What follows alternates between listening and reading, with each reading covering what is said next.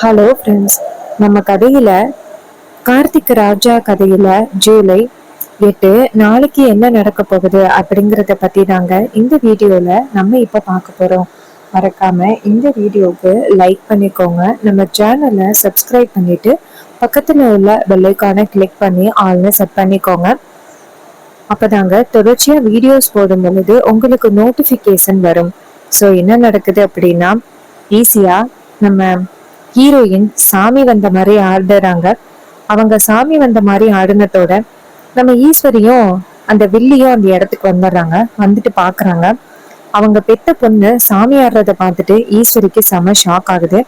அப்ப அங்க உள்ளவங்க எல்லாருமே நம்ம ஹீரோயினை சுத்தி நிக்கிறாங்க.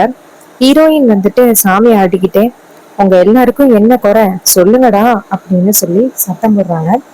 அதே நேரம் நம்ம ஈஸ்வரியை நேரா பக்கத்துல போயிட்டு கையெடுத்து கும்பிட்டு, என் பொண்ணு துர்காவோட கல்யாணம் நல்லபடியா நடக்கணும், எந்த தடையும் இல்லாம நடக்கணும் அப்படின்னு சொல்றாங்க. இது கேட்டதும் நம்ம ஹீரோயின் மனசுக்குள்ள நினைக்கிறாங்க, ஆகா நமக்கு சரியான ஒரு வாய்ப்பு கிடைச்சிருச்சு அப்படின்னு. உன் பொண்ணோட கல்யாணம் எப்படி நல்லபடியா நடக்கும், அதான் நீ எனக்கு குறை வச்சிருக்கியே அப்படின்னு. இதை கேட்டதோட ஈஸ்வரிக்கு பேரதிர்ச்சி ஆகுது.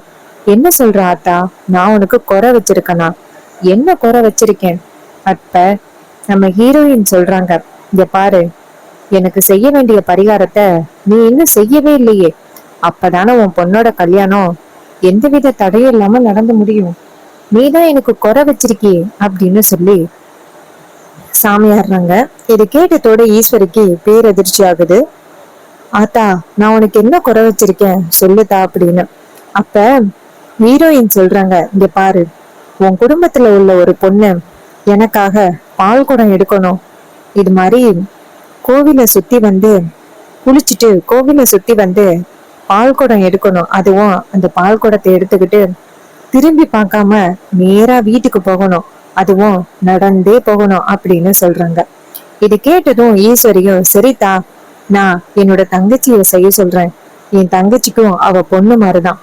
இதை கேட்டதும் ஹீரோயினும் சரி அவங்களே செய்யட்டும் அப்படின்னு சொன்னதோட வில்லி அதிர்ச்சி ஆகுறாங்க.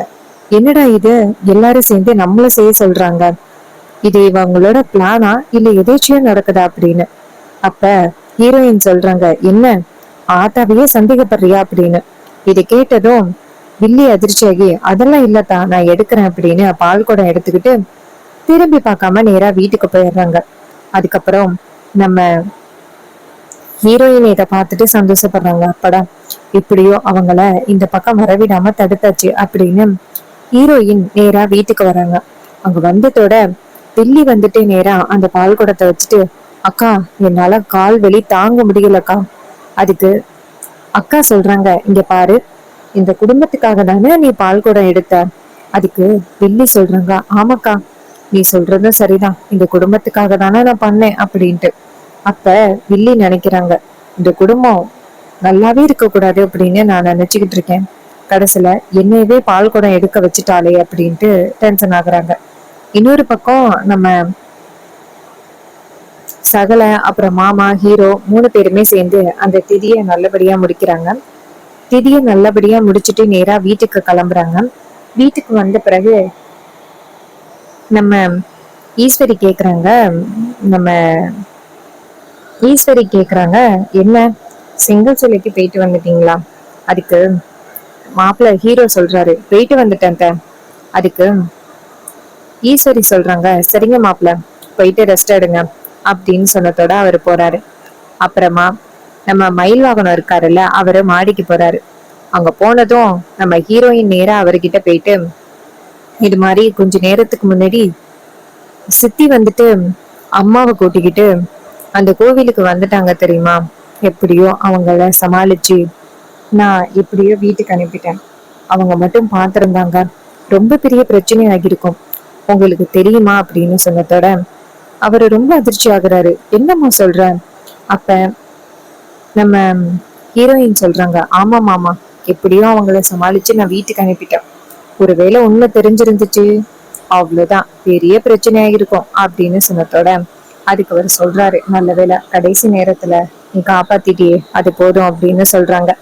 இது எல்லாத்தையுமே நம்ம வில்லி காதுல வாங்கிடுறாங்க. அப்ப இவ உண்மையாவே சாமியாடல, நான் அந்த இடத்துக்கு போக கூடாது அப்படிங்கறதுக்காக இவ பொய்யா சாமியாடி இருக்கா.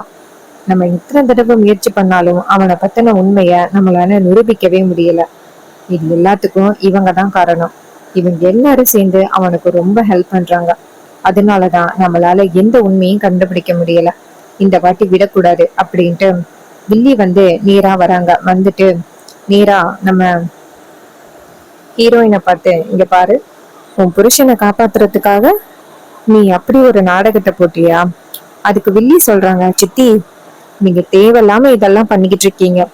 இங்க பாருங்க, அவருதான் இந்த வீட்டோட மருமகன், அதோட அவர் தான் பாட்டியோட பேரன் அப்படிங்கறத பத்தி உங்களுக்கு நல்லாவே தெரியும். அது தெரிஞ்சும் நீங்க எப்படியாவது அவரை மாட்டி விட்டு இந்த வீட்டை விட்டு துரத்தணும்னு பாக்குறீங்க. உங்களுக்கு தெரியுமா சித்தி, அவரு என்னோட ஹஸ்பண்ட். அவரை இந்த வீட்டை விட்டு அனுப்பணும் அப்படின்னு நினைச்சா என்னோட வாழ்க்கையும் தானே பாதிக்கப்படும். அதை கொஞ்சம் கூட நீங்க நினைச்சு பார்க்க மாட்டீங்களா சித்தி?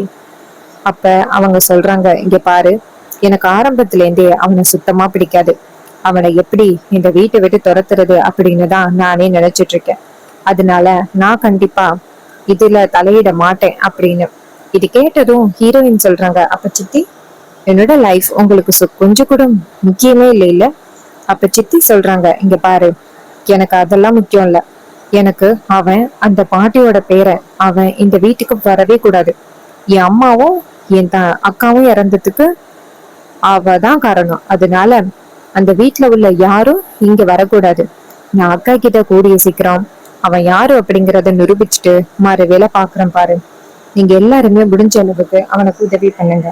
ஆனா கூடிய சீக்கிரம் நான் அக்கா கிட்ட நிரூபிச்சு மறு வேலை பாக்குறேன் அப்படின்னு சொன்னதோட அப்பதான் ஹீரோயின் சொல்றாங்க, சித்தி நான் கூட நீங்க ஏதோ கோபத்தினாலதான் இப்படி பண்ணிக்கிட்டு இருக்கீங்க அப்படின்னு நினைச்சேன். ஆனா உங்க மனசுக்குள்ள நிறையவே வஞ்சகம் இருக்கு சித்தி.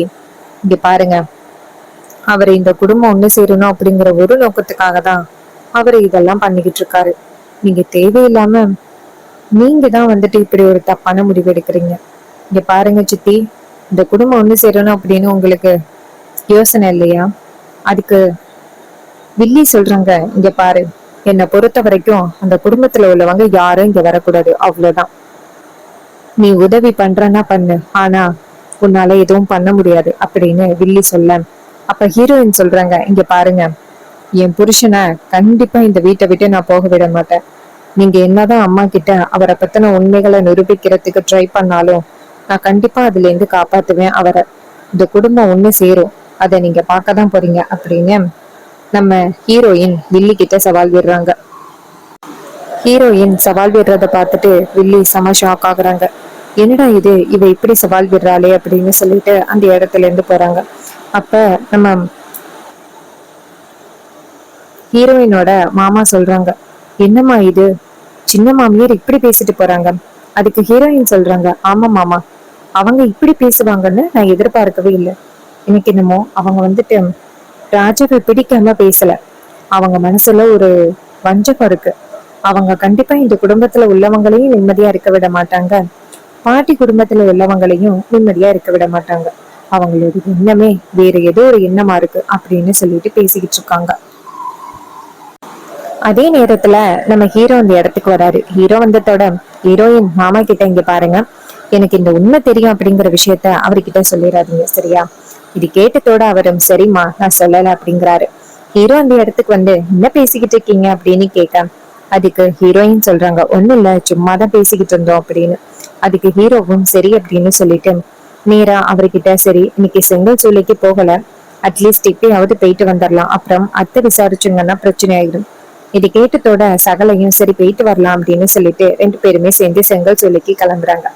அப்ப நம்ம ஹீரோயின் ஹீரோவை பார்த்துக்கிட்டே, இங்க பாரு, நீ கவலைப்படாத, உனக்கு என்ன பிரச்சனை வந்தாலும் நடக்கிற பிரச்சனை எல்லாத்துலயுமே உன்னை நான் காப்பாத்திடுவேன், நீ எதுக்கும் கவலைப்படாத, அம்மா கிட்ட எப்படியும் நான் சொல்லி சமாதானப்படுத்தி இந்த குடும்பத்தை ஒண்ணு சேர்த்துருவேன். இதுதான் அத்தை இறக்கும் பொழுது கடைசியா நினைச்சுக்கிட்டே இறந்தது, அதை கண்டிப்பா நான் நிறைவேற்றுவேன் அப்படின்னு சொல்றாங்க. சோ இந்த கதை உங்களுக்கு பிடிச்சிருந்துச்சு அப்படின்னா இந்த வீடியோக்கு மறக்காம லைக் பண்ணிக்கோங்க. நம்ம சேனலை சப்ஸ்கிரைப் பண்ணிட்டு பக்கத்துல உள்ள பெல் ஐகானை கிளிக் பண்ணி ஆல்னு செட் பண்ணிக்கோங்க. நெக்ஸ்ட் வீடியோ போடும் பொழுது உங்களுக்கு கண்டிப்பா நோட்டிபிகேஷன் வரும். தேங்க்ஸ் ஃபார் வாட்சிங்.